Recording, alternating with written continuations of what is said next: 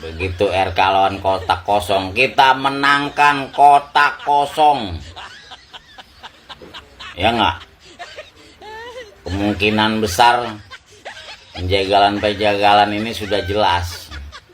Kita tahu semuanya otaknya Pak Lurah. Tapi kalau sampai ini terjadi, kan benar-benar gila ini. Ya, teman-teman semuanya, ya, ayo. Saya mengajak semuanya untuk mengambil tindakan jelas, ya, untuk mengantisipasi ini. Ya, ini sudah bermain-main ini. Jadi tak tambal menambal kebijakan akhirnya menunjukkan betapa Jokowi bingung mau diapain sebetulnya IKN itu. Assalamualaikum warahmatullahi wabarakatuh. Kembali lagi di channel Prayoga Muhammad. Gimana kabar kalian semua? Semoga baik-baik saja ya, dan dilancarkan segala rizkinya. Teman-teman semua, kita akan membahas mengenai Pilgub DKI ya. Pak Anies Baswedan apakah akan maju, ada yang mengusung atau justru tidak? Karena isu-isunya PKS juga akan tidak mengusung Pak Anies Baswedan. Ini bagaimana ini? Memang Pak Anies tidak punya parpol ya. Kalau misalnya tidak ada parpol yang mengusung Pak Anies Baswedan untuk maju Pilgub DKI, maka beliau tak bisa ataupun tak jadi gubernur DKI. Karena elektabilitas Pak Anies Baswedan ini udah mantap sekali. Kalau ada parpol yang mengusungnya, jelas Pak Anies akan pasti terpilih. Tapi sepertinya akan ada yang menjegal ya. Nah, ini beberapa komentar dari para netizen. Begitupun nanti kita akan membahas soal IKN ya. Bagaimana IKN itu sepertinya kayak akan mangkrak karena tidak adanya investor yang masuk ya. Tahu sendiri ya keadaan IKN di mana, soalnya posisinya itu di hutan guys, di tengah-tengah hutan. Mungkin berpikir dulu lah yang mau invest tuh nantinya mau jadi apa gitu ya. Beda dengan di Mesir yang di sana membuat kota baru dekat dengan pantai. MBZ pun langsung investasi senilai pembangunan IKN. Mantap kan? Oke teman-teman semua, langsung aja nih kita lihat nih. Ini ada komentar dari netizen yang pro dengan 02. Kita lihat videonya. Udah pernah lihat calon presiden gagal maju calon gubernur gak, Dek? Belum? Jangan ya, Dek ya. Kan Nasdem PKS tentu berhitung apa keuntungan mereka mengusung Anies Baswedan. Sementara pada saat yang bersama ada tawaran-tawaran surga dari Kim. Oleh karena itu kita tinggal uji apakah cintanya Nasdem, cintanya PKS kepada Anies Baswedan cinta buta ataukah cinta yang ada syaratnya. Kalau cinta buta tentu apapun godaan yang muncul dari luar ada dari Kim, dia tutup mata. Tapi kalau kemudian ini cintanya adalah ada syaratnya, kalau ada godaan yang jauh lebih menggiurkan datang ke Nasdem, datang ke PKS, dia akan goyang-goyang itu iman politiknya. Aduh, berat jadi Pak Anies ini kawan-kawan. Kemarin gagal di Pilpres ya kan. Sekarang kemungkinan gagal juga di pencalonannya jadi gubernur DKI Jakarta nih. Padahal belum jadi calon loh, masih bakal calon. Udah bisa jadi terancam gagal juga ini.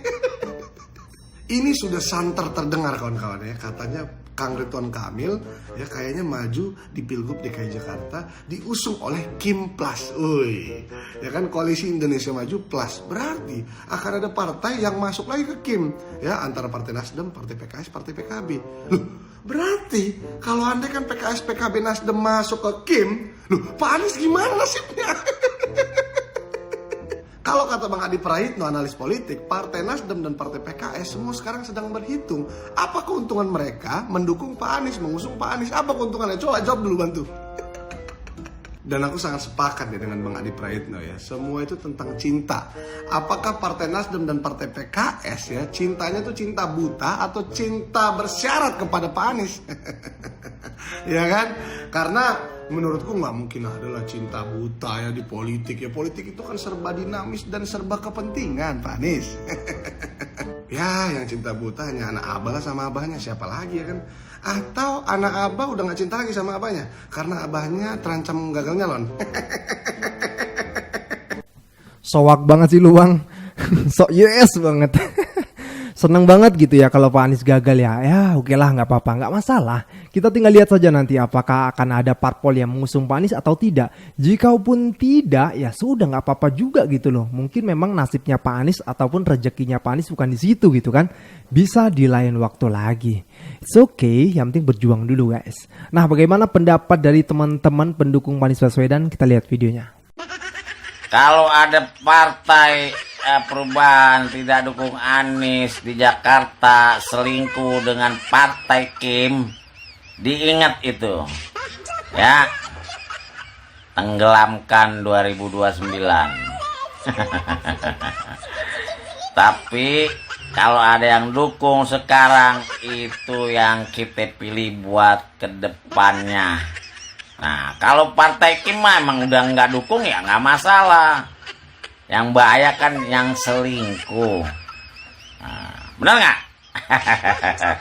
Perselingkuhan terjadi bukan karena ada niat seseorang, tapi karena kebutuhan.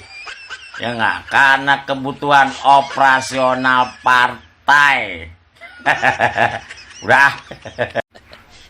Kalau memang nanti ya RK lawan kota kosong, ya kalau Pak Anies tidak dicalonkan, begitu RK lawan kota kosong, kita menangkan kota kosong. Ya enggak? Kemungkinan besar penjagalan-penjagalan ini sudah jelas. Tapi kita buktikan bahwa rakyat Jakarta, kita lawan kota kosong, nggak apa-apa. Kita pilih kota kosong kalau emang Pak Anies nggak dicalonkan. Udah gampang gitu aja dah ya. Gua dengar-dengar nih Pak Anies dijegal mati-matian. Tenang aja gua. Gua nggak puyeng gua mah. Tuh. Walaupun nggak dijegal, nih, gua tetap tuh pusing deh tuh. Gua. Coki kalah Coki ya. Aduh, Batavia mana nggak ikut ini. Pokoknya lu kenyang lu lempengan ini mah. Oh, duit semua ini. Nggak campur jin, nggak campur kertas. Jangan jadi playing victim, ya. Kami tahu, kami mengira ya bahwa ya Anda sengaja mengunci Anies Baswedan dengan Sohibul Iman ya supaya Anda tidak terkesan ya mengkhianati dari para pendukung Anies. Begitu kan? Ya, sehingga nanti Kim itu akan memborong semua partai ya, hanya tersisa PKS dan PDIP ya. Kemudian PDIP tidak cocok dengan wakilnya yang bernama Sohibul Iman, sehingga dua-duanya nggak dapat tiket. Ya, ingat kami baca itu ya di Tempo itu bahwa Dasko ya, bahwa salah satu istana ini menawarkan Anda 50% dana kampanye untuk pengembalian dana kampanye. Kita tahu semuanya otaknya Pak Lurah. Tapi kalau sampai ini terjadi, kan benar-benar gila ini. Ya, teman-teman semuanya ya, ayo. Saya mengajak semuanya untuk mengambil tindakan jelas ya, untuk mengantisipasi ini ya. Ini sudah bermain-main ini ya. Jadi PKS ya, jangan play victim. Kamu dukung Anies, dukung. Jangan gitu loh. Lebih baik Anda nggak usah dukung, begitu aja. Ya kan? Atau mungkin strategi saya nggak tahu juga, tapi kita butuh sesuatu yang benar-benar jelas di sini. Ya.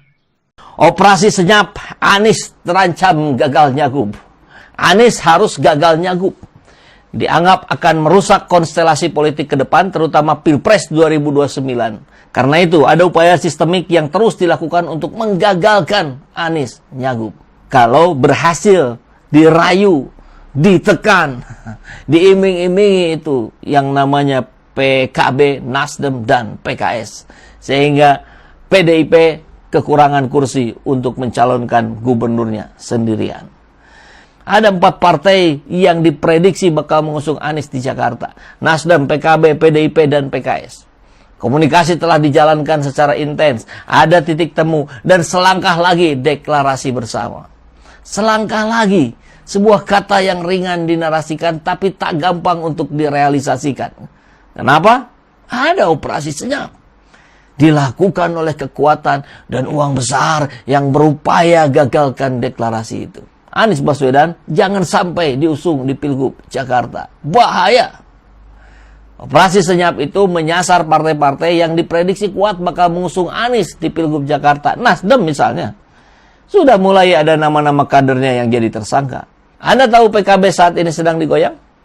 Sebenarnya sudah lama upaya goyang PKB. Hanya saja saat ini sedang menuju klimaksnya. Bukan PKB-nya, tapi lebih tepat adalah ketua umumnya, Muhaimin Iskandar.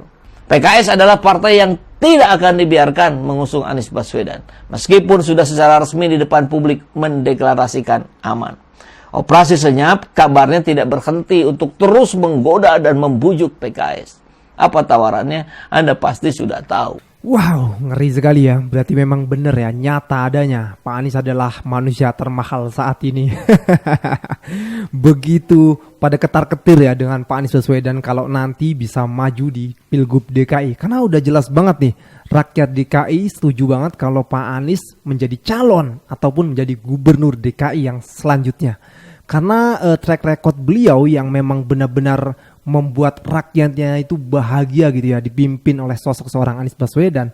Tapi nyatanya hari ini beliau benar-benar dijegal habis-habisan. Apakah nantinya Pak Anies akan maju atau tidak ya, itu tergantung parpol-parpol yang akan mengusungnya. Kalau nyatanya tidak ada yang mengusung, ya sudah, kita pendam dalam-dalam dan kita tunggu nanti di 2029. Oke teman-teman semua, ini kita lanjut lagi ke IKN ya, karena ada komentar dari Bung Rocky Gerung. Sepertinya IKN juga sudah mulai pusing ya Pak Jokowi, di mana kemarin itu beliau mengatakan bahwasanya ada bandara eksklusif ya, VIP, tapi sekarang malah justru akan dibuat untuk umum. Ini ada apa nih? Konsepnya gimana nih? Tapi kita dengarkan ini komentar netizen dan juga Bung Rocky Gerung serta pengamat politik. Poles tuh IKN. Influencer pada kesono, poles terus. Malu-maluin kalau kata gue mah nih. Nih, namanya Garuda, nih kayak gini nih. Tuh, Garuda tuh. Buset, ono bukan burung Garuda kalau kata gue mah. Codot ono. Kalong mau codot. Lah serem. Pusing. Yang betah di sana Batman doang tuh. Bahaya itu, buset. Udah nyautan. Mulanya baru. Gue mau ngeri itu kalau tinggal di sono. Mau medek mulu kali ya. Sama genderuwo banyak bener. Ampun dah. Aduh, mau dipoles gimana juga tetap aja nggak sesuai ekspektasi. Ekspektasi dah tuh gua ngomong mulut gua ribet amat. Akan ditinggalkan sebagai kota bisnis.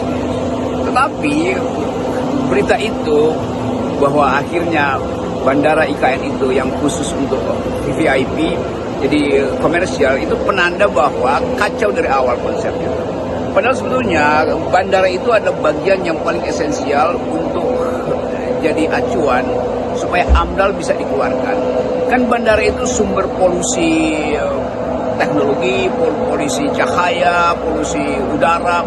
Jadi waktu IKN dikonsepkan memang Jokowi nggak tahu fungsi dari bandara itu buat apa tuh. Nah kan, ya pada akhirnya janji yang dia ucapkan itu berantakan.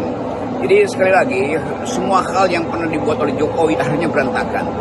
Dan kita akan lihat sebetulnya bukan sekedar bandara, beberapa konsep berikutnya mungkin yang disebut sebagai apa namanya kan Pak Jokowi pastikan akan ada motor terbang apa? Ya ada untuk motor terbang, oh enggak, mobil terbang ya. Segala macam hal yang dianggap mutakhir secara teknologi tidak mungkin lagi dia perlihatkan sebagai satu konsep yang betul. Nah, kemungkinan itu juga akan memberatkan beban IKN itu seandainya dia jadi, karena perencanaannya dari awal tidak memakai AMDAL tuh. Nanti mobil terbang segala macam itu, bagaimana menerangkan misalnya konsep awal bahwa itu bandara yang eksklusif tidak dipakai untuk komersial, tiba-tiba dipakai untuk komersial. Itu artinya peralatan atau infrastruktur tambahan untuk mendukung sifat komersial dari bandara IKN itu akan mengubah konsep awalnya tuh. Jadi tambal menambal kebijakan akhirnya menunjukkan betapa Jokowi bingung mau diapain sebetulnya IKN itu. Dan kita mereka yang memahami sebut aja arsitektur kota atau ilmu perencanaan itu pada akhirnya mesti kasih evaluasi pendapat akademis ini yang mungkin kita perlukan hari ini supaya ada catatan kaki bahwa semua perencanaan IKN dari awal hanya dimaksudkan untuk mengeluk-elukkan ambisi Jokowi. Pak Jokowi ini sudah membujuk beberapa kali Pak MBZ ini untuk investasi di KN. Tapi ya MBZ bilang oke, nanti kita lihat dan sebagainya gitu ya, janji-janji tapi di PHP-in terus. Nah, bulan Februari kemarin Mas, tiba-tiba MBZ mengeluarkan investasi yang angkanya itu sama dengan biaya pembangunan IKN. 35 miliar US dollar. Tahu nggak dia investasi di mana? Di Mesir. Di Mesir. Dan itu perencanaannya cuma 2 bulan. Itu bukan bangun ibu kota baru di Mesir? Enggak, ini beda. Mesir itu sekarang sedang bangun ibu kota, ya, yang juga belum selesai. Biaya membengkak dari 30 miliar sekarang menjadi 58 miliar US dollar, dan ekonomi Mesir itu sekarang sedang kesusahan. Lalu kemudian MBZ memberi 35 miliar US dollar untuk membangun sebuah kota namanya Ras El Hikmah. Ras El Hikmah. Ya, sekitar 300 kilo dari Kairo. Dari Kairo. Sekitar 2 jam dari Alexandria. Itu lokasinya cantik banget, Mas. Jadi itu di pinggir pantai, berada di pantai utara ya, Mesir, yang berhadapan dengan Laut Mediterania. Airnya jernih, pantainya cantik, iklimnya nyaman, 18 sampai 24 Celcius. Dan MBZ tanpa mikir panjang langsung keluarin duit, langsung ditransfer ke Jenderal Sisi. Jenderal Sisi itu sampai, wow, my brother, thank you so much. Alhamdulillah ya kan. Nah, bilang thank you, alhamdulillah. Iya. Nah, Pak Jokowi ini kasihan banget. Kok nggak dikasih-kasih gitu? Iya kan. Padahal Ras El Hikmah itu proyek yang baru didesain beberapa bulan yang lalu. Langsung. Nah, sekarang pertanyaannya kenapa? Betul. Ya kan, MBZ mau dengan mudah mengeluarkan duit untuk Ras El Hikmah, betul. tapi mikir panjang, ya kan, dan PHP terus untuk proyek IKN. Nah, coba dijelaskan sekali. Coba dijelaskan. Jangan kutanya pula. Apakah ada alasan agama? Saya nggak tahu. Pengen jelas nggak? Ya kan, MBZ ini kan orang yang sangat rasional kan, dan negaranya itu kan negara yang kaya, ya, dan sekarang melakukan transformasi ekonomi besar-besaran dari ekonomi berbasis minyak ke ekonomi berbasis investasi, jasa dan keuangan, jasa keuangan dan wisata, pariwisata. Dan dia melihat potensi yang begitu luar biasa di Ras El Hikmah.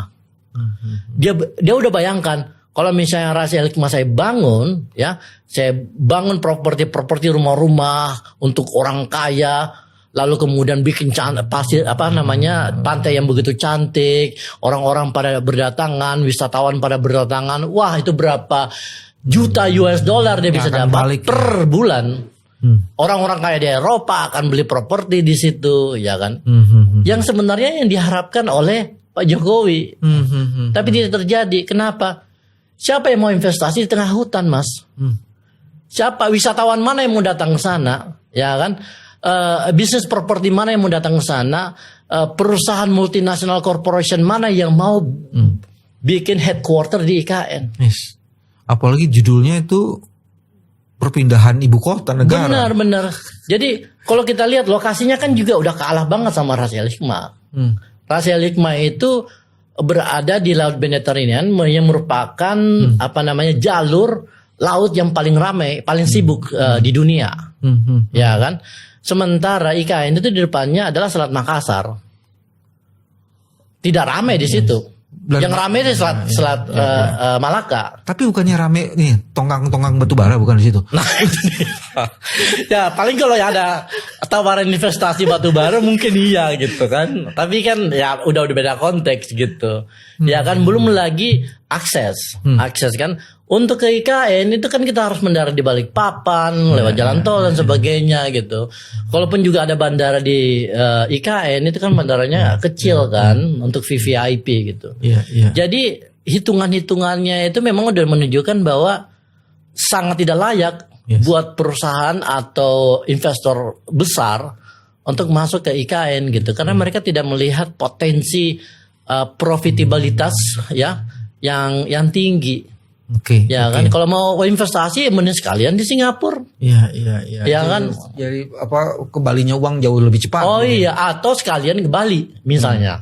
Atau temennya Bali, Lombok. Lombok, ya kan, atau Labuan Bajo, itu jelas konsepnya adalah tujuan wisata gitu.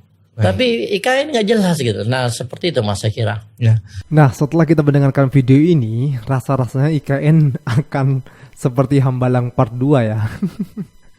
Kalau ngelihat video di IKN juga tuh gimana gitu ya. Kalau wisatawan juga mau ke sana mau ngapain gitu kan. Beda kalau misalnya di sana itu ada lautnya, memang beda.